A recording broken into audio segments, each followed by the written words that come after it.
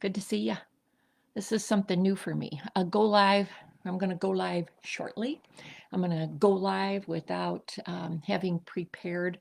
I don't know if you know this about me, but sometimes I will, oh my gosh, I will write something and it will be something that I worked on for not just hours or days, but sometimes for weeks. And so this is me sharing things from uh, all of that I have researched. And I have to, I would say, continue my brand. And what I love to do is to have an excuse, as you know, to get all dressed up and be here.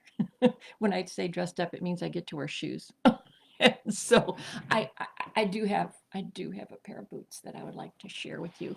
And I don't know, it looks like you're coming on, but I know some of you will be watching this later. So I just want you to share. Okay, I want you to see, we kind of went with this gold theme, but I really do.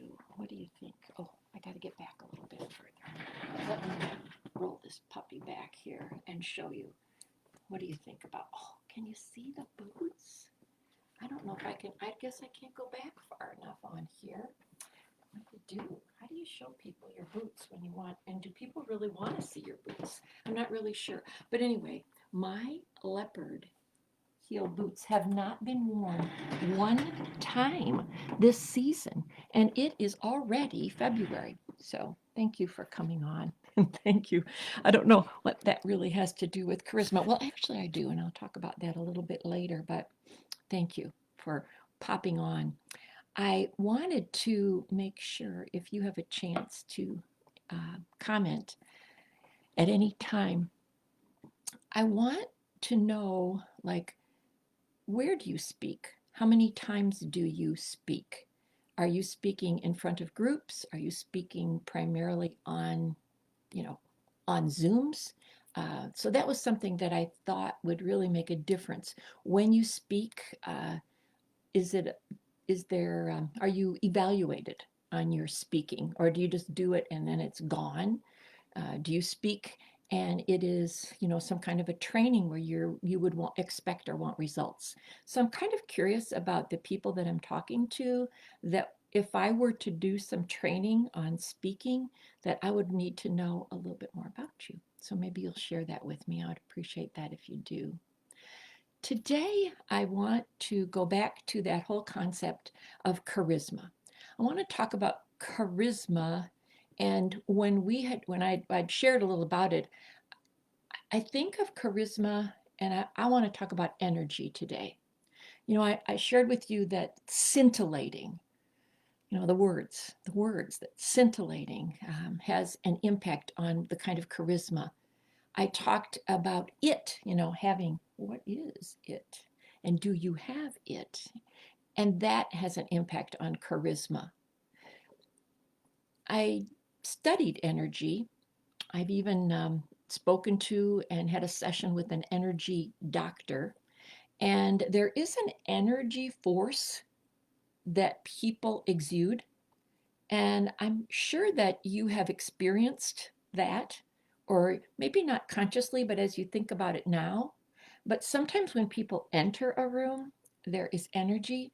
You'll see people congregating in groups, and you'll notice that someone might be, I mean, the center of intention, and people are intentionally wanting to come around them, surround them, and listen to them. And oftentimes they are the ones that have that energy.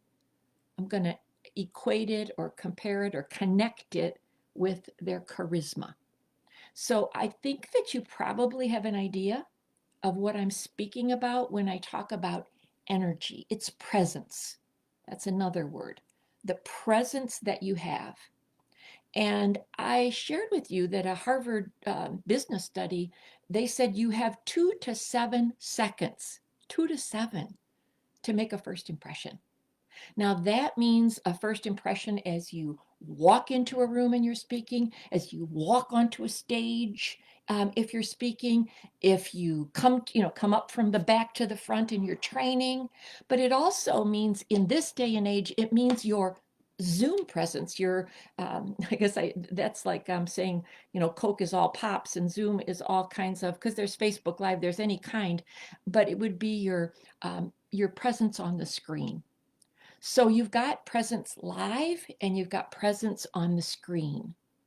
And both of them, charisma will make a difference.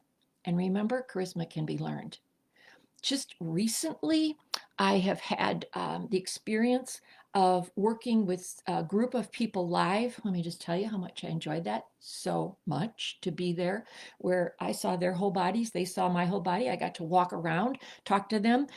I was kind of, getting to actually look in their eyes and have them look back. Then I did a Zoom, 2 or 3. One of them, 30 people are on there. And I actually invited them, asked if they could to put their face on the screen so I could have that opportunity to really look at if there were facial expressions. Oh my gosh, that's so, it helps a speaker be intuitive. Let's think again. We talked about being scintillating, we talked about we talked about energy, we talked about having your presence, and we're going to talk about what we might call that as personal magnetism. Interesting words that we're using. So when we talk about on the screen, we're coming on, it's our first time. It could be that you're working with new clients, you're meeting new clients, some of you do, or you're reestablishing connections with clients and it's only on Zoom. How do you do that? I'm going to say one element that we would need to talk about would be appearance. And we could talk about branding. Steve Jobs always wore black, head to toe.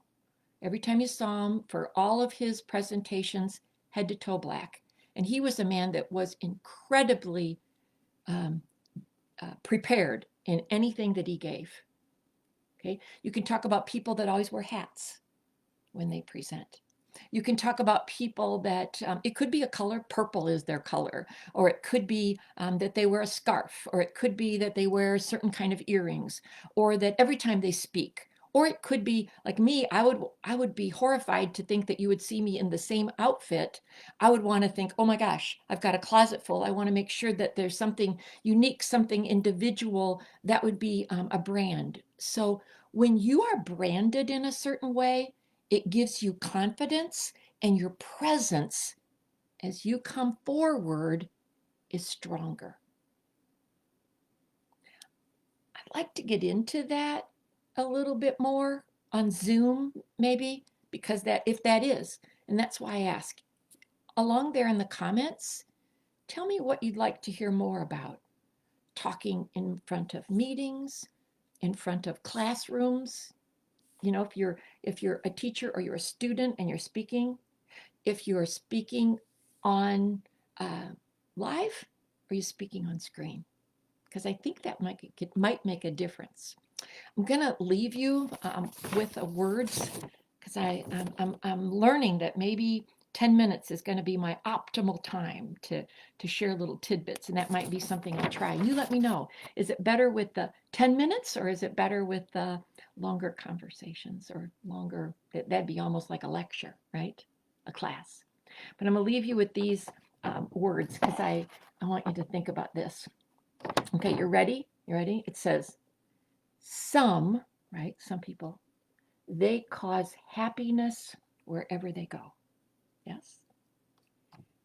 Others, whenever they go, if you get my drift. So are you a happiness person wherever you go? Or is there happiness whenever you go? You know, if you want charisma, we're going to have to work definitely on that first. Thanks for listening. Thanks for coming on. Enjoyed having you.